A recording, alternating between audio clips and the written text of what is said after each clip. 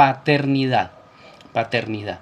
Entonces vamos a hablar un poco acerca de nuestro padre, pero también vamos a hablarlo desde lo que es la experiencia humana de la paternidad, y en este caso para los que somos creyentes.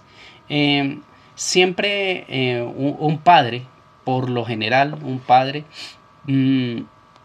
está en procura de dejar una herencia material a los hijos, dar educación a los hijos, y por lo general, o sea, los padres normalmente esperamos que nuestros hijos nos representen bien donde quiera que ellos vayan.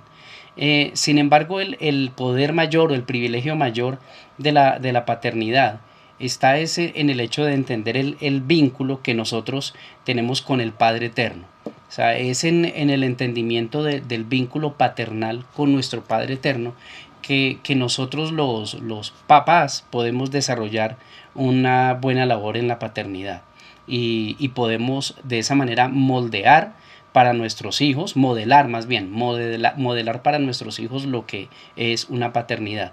Y uno aguarda, obviamente, los padres creyentes, aguardamos que nuestros hijos tengan la oportunidad y que tengan pronto, más pronto que tarde, la revelación del Padre Celestial para que ellos también lo experimenten como Padre Eterno.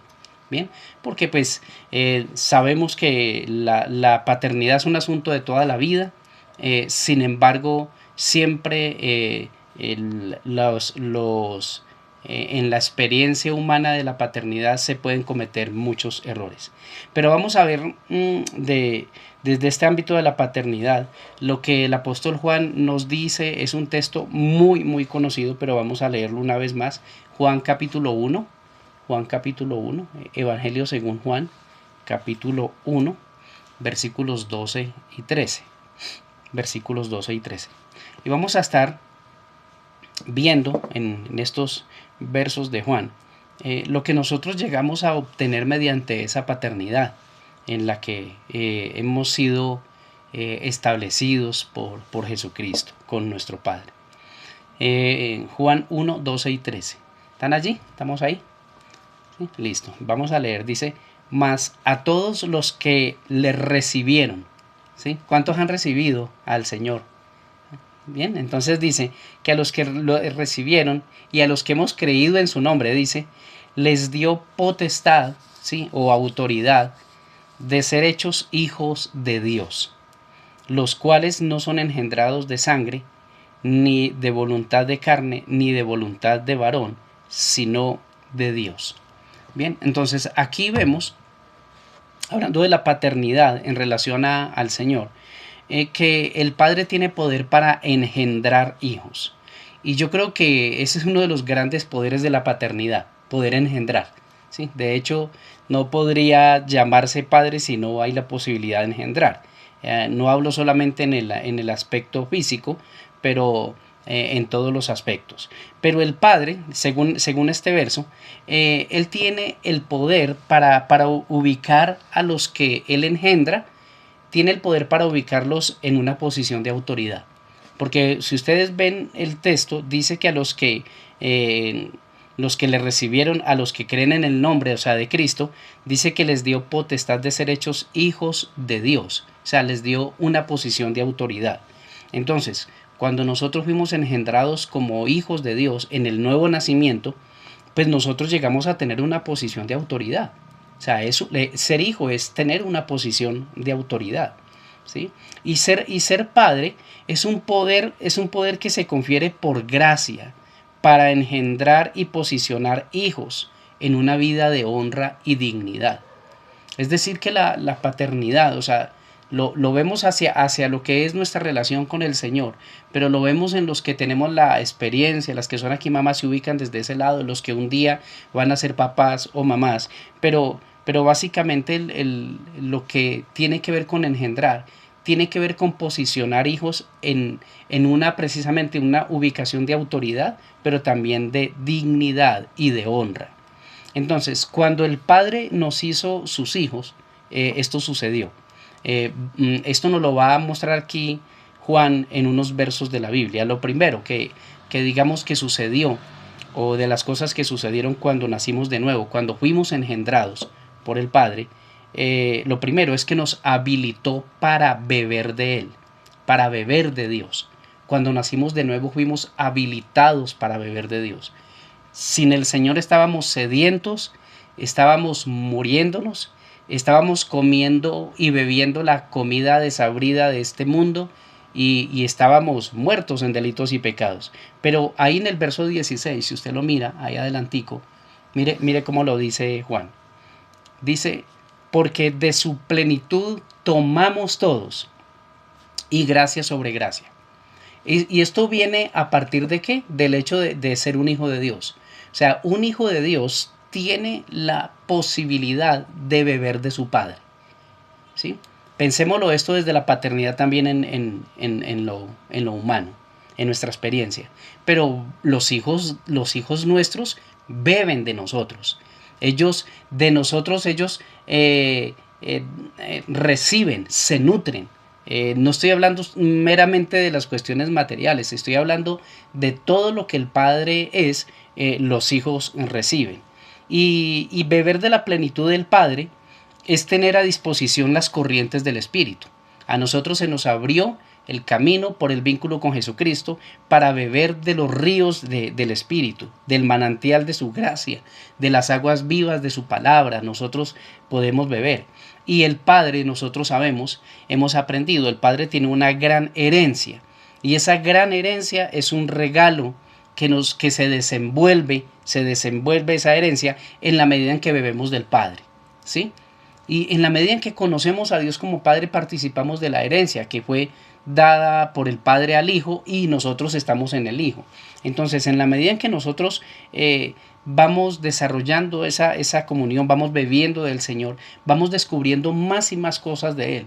Es decir, que nuestra vida como hijos de Dios, lo que nosotros conocimos en un tiempo acerca del Padre, ya habiendo pasado los años, ahorita normalmente tendremos que decir que conocemos mucho más del Padre, mucho más de lo que conocíamos antes, pero también podemos decir que nos falta por conocer mucho más de Él, porque siempre hay más por descubrir y siempre hay más por beber de Él. Lo segundo, Él nos entró en el disfrute de la gracia. Él nos ha entrado en ese disfrute. Antes no teníamos favor de Dios, éramos antes del Señor unos desgraciados porque no teníamos gracia, ¿sí? Ahora en el Señor tenemos gracia y tenemos el disfrute de la gracia. Mire cómo lo dice en Juan 17, en el versículo 17, perdón. Ahí en el verso 1, capítulo 1, verso 17. Pues la ley por medio de Moisés fue dada, pero la gracia y la verdad vinieron por medio de Jesucristo, ¿sí?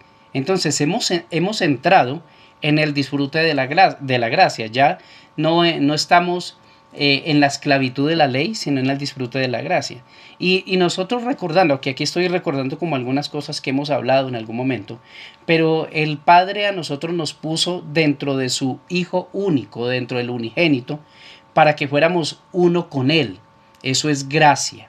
Eso es gracia. Recordemos que Cristo antes era el unigénito, pero luego de la muerte y resurrección llegó a ser el primogénito. Pero nosotros estamos en el Hijo y podemos disfrutar de todo ello. Entonces, no hay manera de hallar placer en Cristo. Cristo es la gracia de Dios. No hay manera de hallar placer en Cristo si no se bebe de la plenitud del Padre, ¿sí? Y nosotros, recordemos, ya estamos habilitados por el Espíritu para beber del Padre. ¿Cómo bebemos de Él? Pues mediante una vida de comunión, una vida de intimidad, una vida de gratitud, una vida de agradecimiento, bueno, de alabanza, de exaltación. Ahí es donde nosotros todo el tiempo bebemos, en esa conciencia de que nosotros somos hijos, de que somos amados, de que estamos en Cristo, de que no estamos solos ya, de que no estamos desamparados, de que no somos esclavos, que estamos en Él y que somos vistos con agrado, pues hallamos placer en Él. Hallamos placer en el Señor. Ser padre le da el poder a los hijos para enseñar que la gracia, el favor, vence la rudeza y la crueldad del legalismo. O sea, yo creo que a todos los papás, todos, o sea, Todos estamos aprendiendo, los papás, los que tenemos hijos, y todo el tiempo estamos aprendiendo en relación a la crianza de los hijos. Pero, pero ser papá, ser mamá, da el poder de enseñar a los hijos que la gracia vence la rudeza. O sea, en la medida en que nosotros como papás bebemos de la gracia, disfrutamos al Señor, pues nosotros también aprendemos a otorgar gracia en medio de los hijos, incluso cuando ellos, o sea, de hecho se denomina gracia cuando se le da algo a alguien en favor, se le da un regalo, se le da, qué sé yo, se le da un estatus, una posición o un privilegio que la persona no se merece. A eso es lo que llamamos gracia. Y uno, dentro de la experiencia paternal, uno con los hijos aprende a tener eso muchas veces con ellos, a mostrar gracia, a mostrar favor, no porque ellos se lo merezcan, sino porque nosotros hemos bebido del Padre. Y entre más bebemos de la gracia, de aquello a lo que Cristo nos ha llevado en el Padre, entre más conocemos el corazón del Padre, pues nosotros podemos otorgarlo. Y eso no implica ser licencioso, no implica ser un padre licencioso, no implica ser un padre permisivo, sino que eso lo que implica es que así como el Padre procede con nosotros, que todo el tiempo es en gracia y su favor ya nos lo dio, ya lo tenemos en Cristo, nosotros también podemos proceder de esa manera con nuestros hijos. Entonces, el mundo nos hizo pensar a nosotros, todos lo pensábamos, que nuestro valor estaba ligado a lo que dábamos. O sea, el mundo nos medía y sigue midiendo a la gente así, pero hablando de nuestra experiencia antes de conocer al Señor, el mundo nos hizo pensar que nuestro valor estaba ligado a lo que nosotros dábamos. Pero el Padre nos hizo saber que nuestro valor es por lo que recibimos de Él. O sea, no es por lo que nosotros damos, sino por lo que recibimos. Pero el mundo nos tuvo allí. Nosotros, aun cuando no quisiéramos, estamos dentro de esa corriente y de ese molde donde la gente básicamente valía por lo que daba o por lo que hacía. Pero el Padre en Cristo nos ha hecho saber que nuestro valor es por lo que recibimos de Él. Y eso es gracia sobre gracia. Entonces la gracia se disfruta cuando empezamos a ver que se trata de Dios y no de nosotros. Ahí es donde uno más disfruta de la gracia. Y yo creo que todos acá, sin duda, necesitamos revelación de la paternidad. Todo el tiempo, más. Algunos ya tienen un grado de revelación de la paternidad, pero todo el tiempo necesitamos mucho más. Porque la paternidad transforma esclavos en hijos y transforma hijos en herederos. Eso es lo que hace, gracias, eso es lo que hace la gracia. Lo que hace la gracia, la paternidad. La paternidad transforma esclavos en hijos. Nosotros éramos esclavos sin Cristo, pero ahora que tenemos un padre, pues podemos nosotros vernos como hijos. Y cuando uno crece en esa identidad como hijo, se convierte en un heredero. ¿Sí? De pronto no es el momento, pero la diferencia entre un hijo y un heredero: un hijo tiene una conciencia de que tiene un padre, de que tiene una familia, de que tiene unos hermanos. Pero un heredero no solamente tiene conciencia de eso, de que tiene una familia en el Señor, una familia eterna, sino que un heredero tiene conciencia de todo aquello que el Señor ha provisto por su gracia y en su palabra para tener un buen viaje en esta tierra y para hacer influencia en esta tierra y para poderlo representar bien en esta tierra.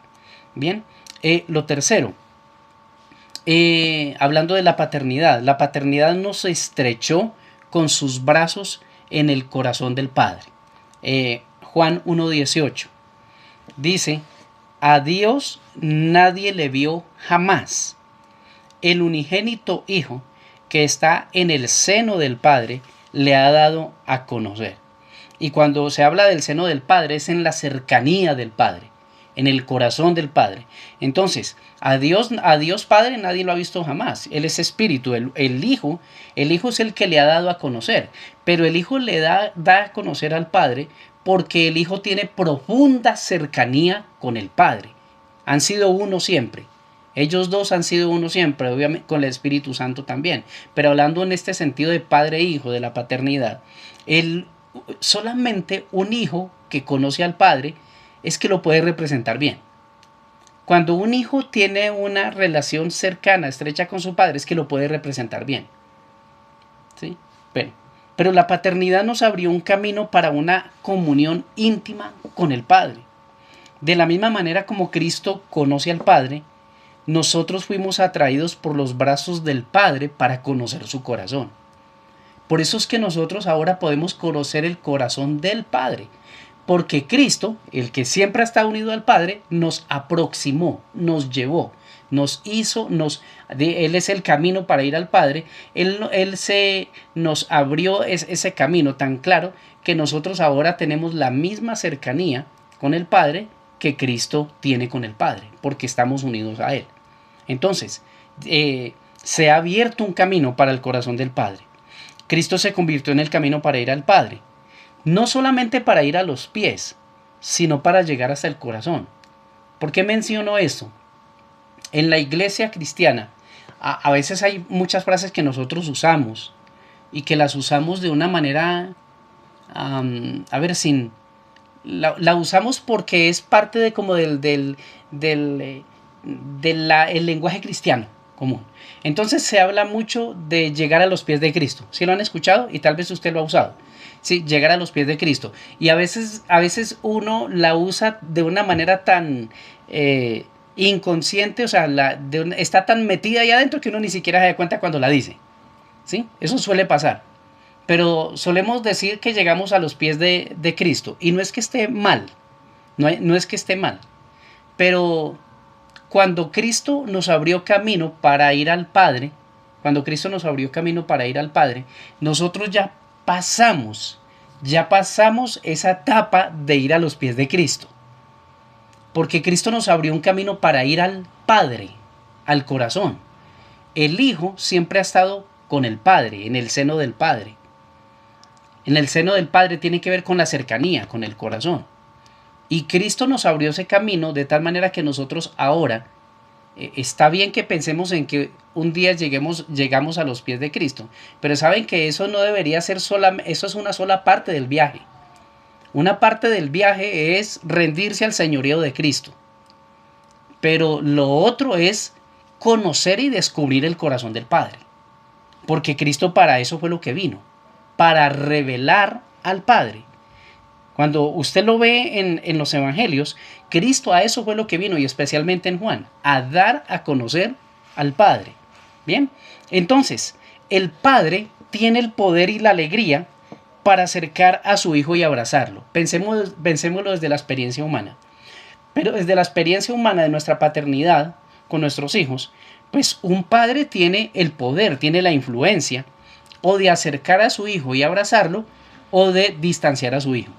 O sea, los padres tenemos esa posibilidad. Pero en la medida en que el padre conoce al hijo y que sabe que ha ido y que puede descubrir el corazón del Padre porque Cristo le abrió ese camino para ir allí, pues nosotros también podemos llegar a tener eso en la experiencia con nuestros hijos. Entonces, cuando el hijo es amado, escucha el pálpito del corazón del Padre y quiere interpretar los deseos del corazón para honrarlo. El Padre estrecha con sus brazos en la cercanía del corazón para que sus hijos tengan la misma pasión y compasión que Él.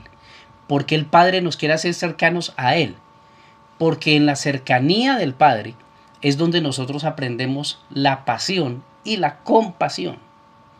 La pasión con el Padre, con el Hijo, con el Espíritu de Dios, la pasión con Dios, pero la compasión con la gente. Eso se aprende ¿en dónde? En la cercanía del corazón del Padre. Ahí es donde se aprende. En la experiencia de intimidad con el Señor, con Dios como Padre, es donde uno se percibe abrazado. Y cuando uno se percibe abrazado y amado, entonces uno puede dar de eso a los demás. Iniciando por los que son los hijos, los más cercanos, los de la casa, pero obviamente también cuando hay hijos del Espíritu. Entonces, y los hijos maduros, por ejemplo, cuando hablamos de los hijos maduros son los que evidencian la clase de padre que tienen. Si se dan cuenta, nuestros hijos todos pasan por diferentes etapas. Y hay etapas a veces donde tal vez pueden ser un poco, pueden tener actitudes necias. Pero sabe que un hijo maduro es aquel que puede evidenciar realmente el padre que ha tenido, hablándolo en la experiencia humana. Un hijo maduro. Ahora, nosotros, como hijos de Dios, es en nuestra madurez, en nuestro desarrollo de la comunión con Él y en nuestra madurez donde podemos nosotros expresar el Padre que tenemos en el cielo. Es en la madurez. Pero eso también es una realidad en la paternidad, en el aspecto humano. Entonces, si el hijo ha estado cerca del corazón del padre en una intimidad estrecha, pues no va a poder evitar representar al padre. Si ha habido cercanía. Porque el que está cerca al corazón del Padre, escucha el pálpito del corazón del Padre, conoce la voluntad del Padre y lo que quiere es expresarla y manifestarla. Bien, entonces, los hijos se equivocarán en algunas cosas en la vida, pero el panorama de la vida de los hijos es lo que lo que va a mostrar que han estado en el corazón, en la casa del Padre. ¿Me explico un poco? O sea, todos los hijos se pueden equivocar en ciertas cosas, pero cuando se ve el panorama de la vida de los hijos, es donde realmente se muestra si han tenido una intimidad, una cercanía con el Padre. Es decir, los creyentes nos podemos equivocar en ciertas cosas, pero cuando alguien ve el panorama de nuestra vida, se evidencia claramente si nosotros hemos estado o no en la casa del Padre. Por eso es que, digamos, hablándolo en la experiencia humana, los papás que han dedicado tiempo a sus hijos, que han estado con sus hijos en los diversos procesos de la vida, en las diferentes temporadas de la vida, tal vez ellos en algún momento tengan actitudes equivocadas, porque ellos también toman sus decisiones.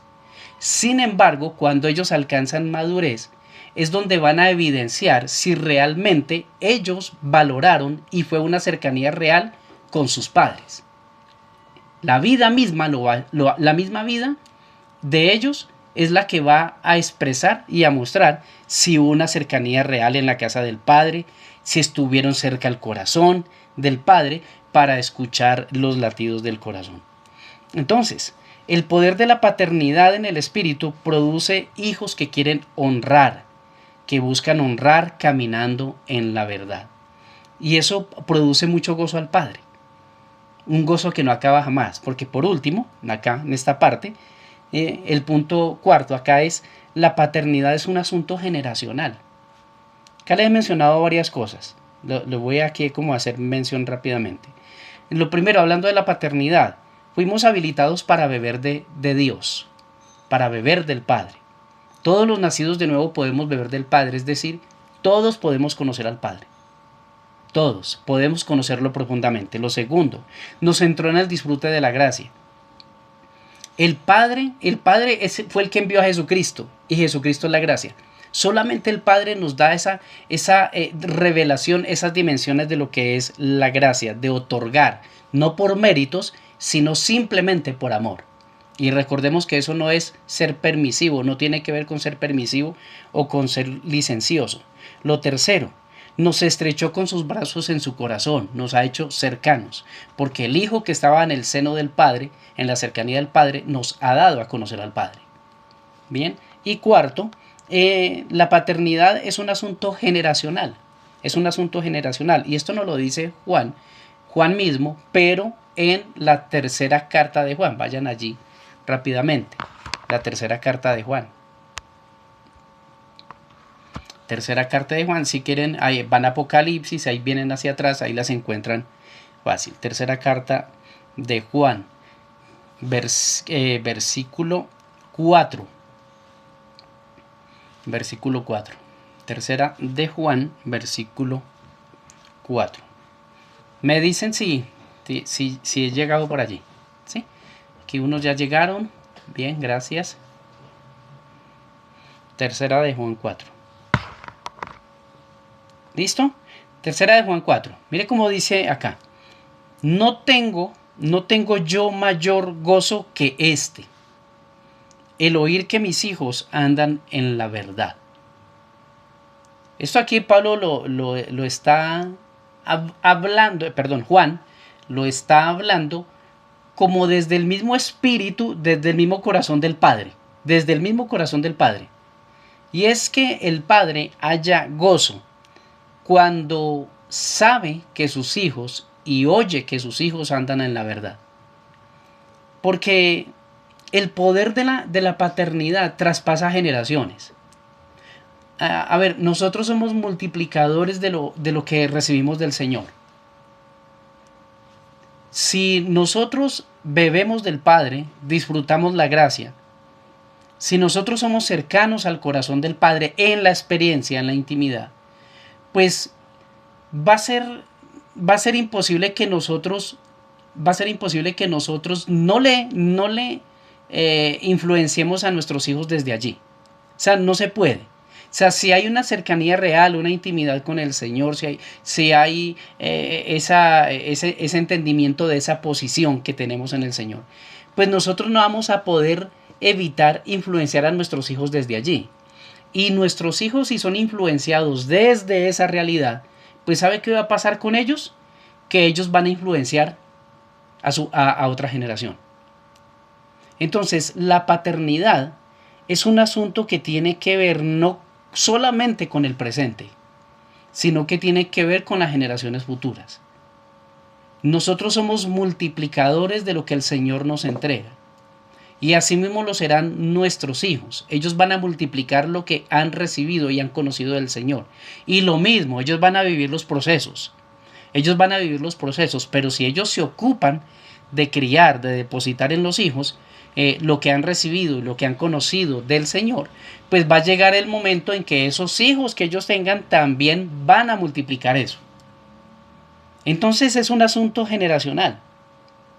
El poder de la paternidad traspasa generaciones, traspasa los tiempos, traspasa las circunstancias. La paternidad nos fue dada para que de la misma manera como hemos sido amados, amemos a los que son de Cristo, amemos en Cristo a los que están sin Él, esperando que también sean estrechados en los brazos del Padre y puestos dentro de su corazón. O sea, si nosotros experimentamos la paternidad, eso es lo que nosotros vamos a multiplicar con nuestros hijos. Y los hijos nuestros con nuestros hijos. Hasta el día que Cristo venga por la iglesia. Pero eso es lo que nosotros necesitamos. Y para terminar, acá como unas conclusiones, que en unas me voy a detener un poquito más, pero tengo 4 conclusiones que se las voy a mencionar así. La primera, hablando acerca de esto que hemos hablado. Y hablando acerca de los padres. La primera, padres creyentes tienen la genética del cielo para desear la intimidad con Dios como Cristo lo hizo con su Padre. Lo voy a decir un poco más lento. O sea, los padres creyentes tienen la genética del cielo. Fuimos engendrados por Dios. Y esa genética del cielo nos permite a nosotros desear la intimidad con Dios, con el Padre, de la misma manera como Cristo lo hizo con el Padre. O sea, nosotros tenemos la misma posibilidad de desarrollar tal cercanía, tal intimidad con el Padre, de la misma manera como vemos en la Escritura que Cristo lo hizo con el Padre. Y eso sería, o sea, supremamente importante que nosotros que oremos al respecto, porque en esa medida que nosotros bebemos de Él, entonces es que podemos multiplicar. Pero lo segundo, los padres creyentes que disfrutan la gracia tienen agua de vida, tienen palabra para instruir a sus hijos. Entonces, en la medida en que un padre creyente bebe del Señor, bebe de Él continuamente, pues tiene agua de vida, tiene palabra para darle de beber a sus hijos, para instruir a sus hijos. ¿Sí? No con la sabiduría ordinaria, no con la sabiduría común, sino con la sabiduría del cielo. Padres creyentes necesitamos que nuestros hijos vean claramente que nuestra fe es genuina, es real, no es una apariencia hacia ellos, sino que debe ser una experiencia real en nosotros, que ellos la puedan ver muy clara. Porque los hijos se pueden distraer y pueden a veces estar mirando cosas, y hay etapas donde las cosas del sistema, del mundo que llamamos, les jalan demasiado, les jalan demasiado. Pero cuando ellos a lo largo de los años, del tiempo, ven padres genuinos, que aún en medio de equivocaciones son genuinos, creyentes, fieles creyentes y han estado, pues llega un momento en que eso en la vida de ellos los va a direccionar. ¿Hacia dónde? Hacia el Señor. Y esa es la confianza. Lo tercero, padres creyentes pueden hacer cercanos a los hijos en su corazón. Lo pueden hacer cercano. De la misma manera como lo decía ahorita, como Jesús lo fue con el Padre. Y cuando hablo de esa cercanía de los padres hacia los hijos, yo no me refiero a la melosería, ¿sí? Yo no me refiero a esa cercanía que parece cercanía, pero que realmente es apariencia. A veces se puede dar en medio de padres e hijos cierta melosería, ¿sí? Pero se habla de una cercanía real, donde en una cercanía real que hay confianza. En una cercanía real hay confianza y hay conversaciones profundas con los hijos. Cuando se teje ese vínculo, entonces la cercanía real se mide por el grado de las conversaciones y de la confianza que hay de lado y lado. Ahí es donde se mide la cercanía real, no en la melosería. Ustedes me entienden lo que quiero decir con la melosería, ¿sí? O sea, no es que esté mal ciertas, digamos, hay personas que son más dadas a los mimos, a ser más cariñosos que otras. Eso no está mal. Pero lo que estoy diciendo es que cuando hay una cercanía real, se mide más es por el grado de confianza y por las conversaciones profundas que se dan en la relación. Ahí es donde se mide esa cercanía. Porque en esa cercanía, los hijos, por ejemplo, los que todavía están bajo el cargo de uno, los que están en casa, bajo esa cercanía ellos reciben la corrección, pero también donde los padres, a pesar de los errores de ellos, no dejan de amar a los hijos, no dejan de amarlos, pero no se hace concesiones con el pecado. O sea, no se deja de amar, pero no se hace concesiones con el pecado. Bueno, eso se va aprendiendo, eso es madurez. Y los hijos que viven en casa con sus padres, reciben de los papás para bien o para mal. Nosotros lo sabemos. Son de los que más reciben, para bien o para mal. Sin embargo, los padres creyentes, los padres llenos de gracia, se ocupan en poner dentro de los hijos no consejos comunes, sino verdades eternas. Explico un poquito esto. Cuando hay esas conversaciones, una confianza real y hay cercanía, pues siempre en medio de la conversación va a estar el Señor. No es que todo el tiempo la conversación esté girando en torno a un texto bíblico ni a un lenguaje rebuscado. No es un lenguaje religioso, pero siempre hay la confianza, o siempre se está, por ejemplo, en la conciencia, aún del hijo cuando no conoce del Señor, pero sabe que su papá o su mamá lo que le habla o lo que le va a hablar, se lo va a hablar es desde sus convicciones. Le va a hablar es desde lo que ellos han experimentado con el Padre. Y cuando el hijo es creyente, pues mucho mejor, porque saben que el centro de esa conversación y todo gira en torno es al Señor y a su palabra. Aunque no todo el tiempo estamos mencionando textos bíblicos, ni todo el tiempo mencionando al Señor. Pero sí, obviamente se habla de Él y se le honra y se sabe que Él es el centro de esa relación, de esa conversación. ¿Por qué lo digo?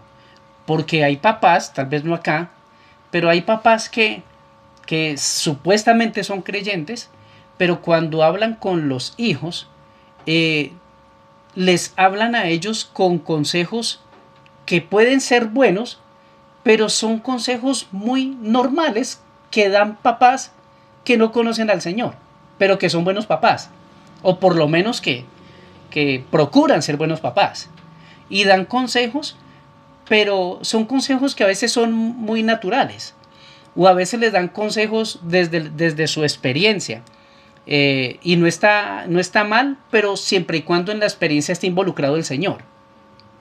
Pero a veces se habla más de cosas y se da consejos a los hijos más desde cosas muy naturales, desde una perspectiva muy natural y no desde el Señor.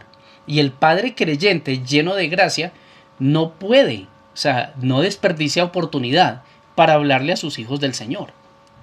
No la desperdicia, porque eso es natural para uno. Y lo cuarto y último, los padres creyentes tienen una influencia poderosa en los hijos. ¿Usted cree eso o no? Los padres creyentes tenemos una influencia poderosa en los hijos. Y yo creo que necesitamos creerlo mucho más de lo que lo hemos creído. Nosotros tenemos una influencia muy fuerte sobre nuestros hijos. O sea, la influencia de un padre creyente no puede ser menor en el caso de los que viven que tienen hijos y que de pronto se han separado por alguna razón. No puede ser que la influencia de personas sin el Señor sea más grande que la influencia de los que somos hijos de Dios sobre nuestros hijos.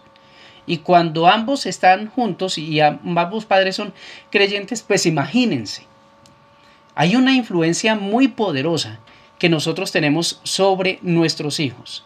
Y estamos llamados a influenciarlos. O sea, los verdaderos influencers de esta época somos nosotros, los papás, los que tenemos personas a nuestro cuidado. Somos los verdaderos, deberíamos ser los verdaderos influencers de esta época, ¿sí? Y por lo general, pensemos un poco esto. Los papás que todavía viven con los hijos que todavía viven con sus papás, pues los hijos varones, por ejemplo, adoptan formas de vida semejantes a sus papás, a los varones. ¿Sí? O sea, siempre van a buscar un modelo. El modelo inmediato que tienen está en la casa. El modelo inmediato que buscan, el modelo inmediato de cómo debe ser un hombre.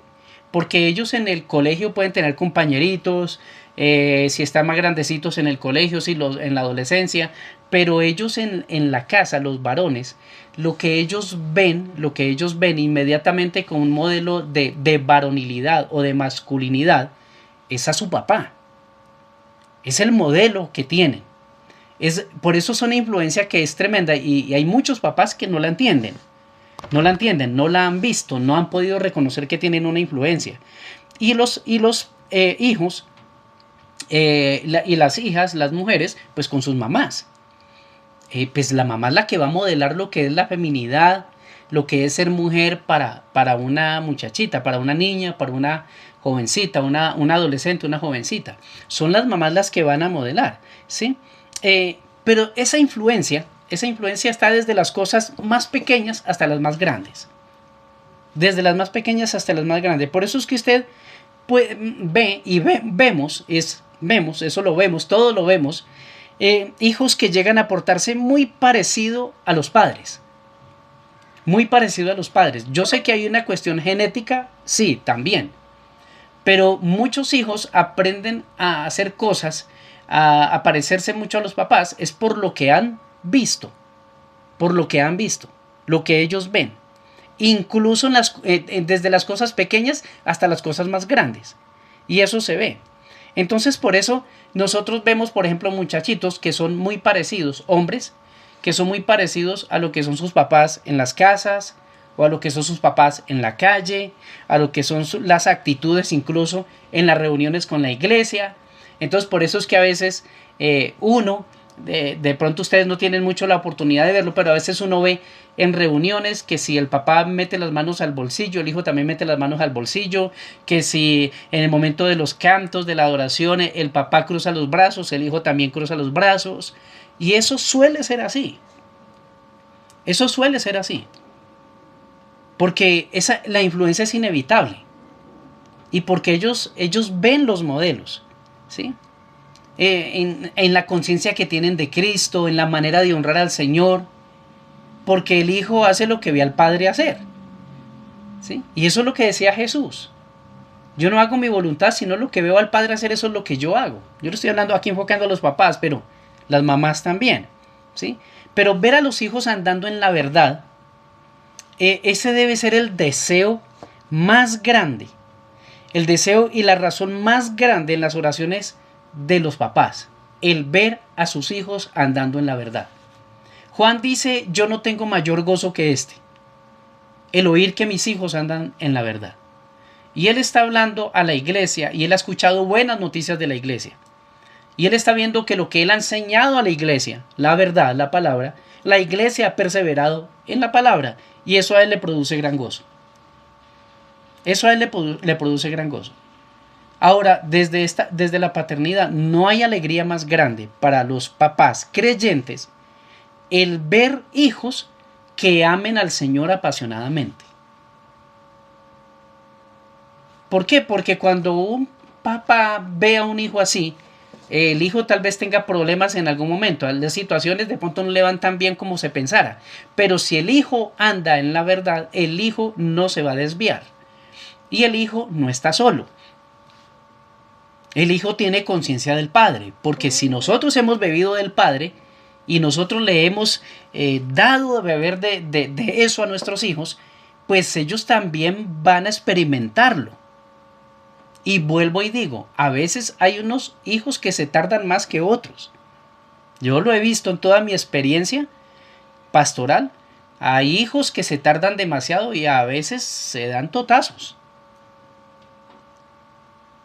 Pero llega el momento y uno lo que ora y lo que creemos es que eso sea más temprano que tarde. Porque nosotros no estamos esperando que nuestros hijos pasen por cosas difíciles para poder entender que es solo el Señor. Pero eso tiene mucho que ver, obviamente, con lo que nosotros hacemos en casa, pero también tiene mucho que ver con las decisiones de ellos. Totalmente. Bien. Entonces, ver a los hijos andando en la verdad, ese debe ser el mayor deseo y la mayor razón del impulso en nuestras oraciones hablando en la paternidad. Que ellos caminen en la verdad, que ellos experimenten a Cristo. ¿Por qué? Porque usted y yo no vamos a estar siempre para nuestros hijos. No vamos a estar y usted no le puede arreglar la vida a sus hijos. Usted no se la puede arreglar. Cuando los que están en casa, usted tiene una gran influencia y usted muchas cosas allí podrá hacer. Pero cuando ellos ya salen, ¿sí? Usted no va a estar para ellos. Y un día normal, los papás nos morimos antes que los hijos. Entonces, si ellos andan en la verdad, que es Cristo, ellos no se van a extraviar y ellos nunca van a estar solos. Por eso era lo que decía Juan. Me alegro muchísimo, me gozo que mis hijos anden en la verdad. Porque si ellos andan en la verdad, ellos nunca van a estar solos. Nunca se van a extraviar. Entonces, no se conforme, acá los que tienen y los que un día van a tener, no se conforme con criar buenos hijos, sino con verlos caminando en la verdad. A todos nos gusta tener buenos hijos, pero sabe que esa visión se queda corta. Para los padres creyentes, yo conozco padres creyentes que con el hecho de ver a sus hijos que tienen o un buen matrimonio, o tienen un buen trabajo, o tienen una buena profesión, con eso ellos dicen, uy no, mi hijo y mi hija están bien. Pero muchas veces del Señor, nada. Pues ¿sabe que eso no diferencia a un papá creyente de un papá común y corriente? Porque ¿qué es lo que quiere un papá común y corriente? Que un hijo tenga una estabilidad emocional, que tenga un matrimonio, que tenga un buen trabajo, que tenga salud y todo esto. Y con eso se conforman. Nosotros los papás creyentes somos totalmente diferentes. Entonces no se conforme con ver a sus hijos bien casados o teniendo un buen hogar. Eso es común para la gente que no tiene al Señor. Eso es común. La gente que ama a sus hijos, que no tienen al Señor, eso es lo que quieren. ¿Qué quieren? Un buen hogar, un buen trabajo, que gane platica, que pueda viajar y todo esto. No le hagamos pensar a nuestros hijos, porque estamos hablando de paternidad. No le hagamos pensar a nuestros hijos que la vida se trata de lo que se obtenga en esta tierra. Esa es una visión muy corta. Esa es una visión muy corta. Nuestros hijos pueden llegar a tener, y uno cree por oportunidades. Yo creo que todos aquí creemos. Yo creo por las mejores oportunidades para mis hijos. Yo creo eso. Pero es que esta no es la casa de nosotros ni de ellos, esta tierra. Entonces, qué bueno por las oportunidades que ellos tengan. Pero cuando venga el Señor, no se va a llevar lo que ellos hayan alcanzado materialmente. Eso se queda aquí. Las riquezas que nos acompañan en la eternidad es lo que hemos conocido de Cristo. Entonces, por eso dice Juan, no tengo mayor gozo que esto, el saber que mis hijos andan en la verdad. Porque la verdad que nosotros tenemos revelada de Cristo, esa verdad y que nuestros hijos tienen revelado, esa verdad los va a acompañar a ellos para siempre. Para siempre. Cierto que deberíamos ver desde ese lado la paternidad. No hacerles creer, porque a veces, yo sé que hay papás, tal vez no aquí, pero hay papás que le hacen creer a sus hijos que porque tienen una relación estable, tienen un trabajo, una profesión, lo sacó de la universidad, esto, y están en un buen trabajo, y tienen un buen proyecto de vida, y todo ese asunto, pues eso lo hace la gente común y corriente. Nosotros no nos conformamos con criar buenos hijos, sino con creer y orar y hablarles para que ellos vivan en la verdad, anden en la verdad. Creamos hijos esperando ver que ellos anden en la verdad. Y si ellos se dan malos golpes, se dan golpes por malas decisiones en su vida, nosotros no dejamos de creerle y hablarles la verdad. No dejamos de creer. Les hablamos la verdad. El asunto es no callamos. Les hablamos la verdad. Con amor, a veces con firmeza, pero siempre el fondo es el amor. Pero no dejamos de hacerlo. Pero no nos conformemos al hecho de que verlos así. Ah, no, si mi hijo está bien. Pero está bien según qué medidor. Está bien según qué medidor. ¿Según el medidor del sistema? ¿O está bien según, porque hay hijos que pueden estar pasando por momentos fuertes y tal vez su economía no esté muy bien, tal vez hayan tenido algunos problemas relacionales, pero si es un hijo que ha conocido al Señor, conoce al Señor y permanece allí en el Señor, téngalo por seguro que el Señor endereza ese camino torcido. Pero si el hijo está acostumbrado a esto, a la diversión, sin restricciones, y tiene su buen trabajo y gana plata y viaja y hace esto y lo otro, pero se mete en relaciones ilícitas y hace las cosas a su manera y no tiene al Señor, uno no podría decir, no, es que mi hijo está bien.